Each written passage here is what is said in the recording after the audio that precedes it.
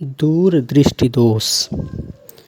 इस दोष से युक्त नेत्र द्वारा मनुष्य को दूर की वस्तुएं तो अस्पष्ट दिखाई देती है, परंतु पास की वस्तुएं अस्पष्ट दिखाई नहीं देती है। अर्थात नेत्र का निकट बिंदु 25 सेंटीमीटर से अधिक दूर हो जाता है। ऐसे व्यक्ति को पढ़ने के लिए पुस्तक 25 सेंटीमीटर से अधिक दूर रखनी पड़ती है। दूरदृष्टि दोष के कारण। दूरदृष्टि दोष के दो कारण हैं। पहला, नेत्र लेंस के पृष्ठों की वक्रता का कम हो जाना, जिससे उसकी फोकस दूरी बढ़ जाती है। पहला दोष ध्यान से सुन लीजिए। इस दोष में नेत्र लेंस के पृष्ठों की वक्रता का कम हो जाना, जिससे उसकी फोकस दूरी बढ़ जाती है। दूसरा कारण है नेत्र लेंस और रेटिना के बीच की दूरी का कम हो जाना, अर्थात नेत्र के गोले का व्यास कम हो जाना।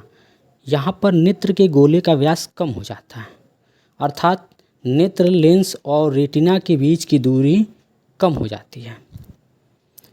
इस दोष के कारण अनंत की वस्तु का प्रतिबिंब रेटिना पर न बनकर उसके पीछे बनता है, अर्थात अनंत से चलने वाली समांतर किरणें नेत्र में अपवर्तित होकर रेटिना आर पर मिलने के बजाय रेटिना के पीछे बिंदु पी पर मिलती है।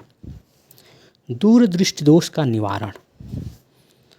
दूरदृष्टि दोष को दूर करने के लिए एक ऐसे उत्तल लेंस का प्रयोग करते हैं कि दोषित नेत्र से 25 सेंटीमीटर की दूरी पर रखी वस्तु से चलने वाली किरणें उत्तल लेंस से अपवर्तन के पश्चात नेत्र के निकट बिंदु यन से आती हुई प्रतीत हो।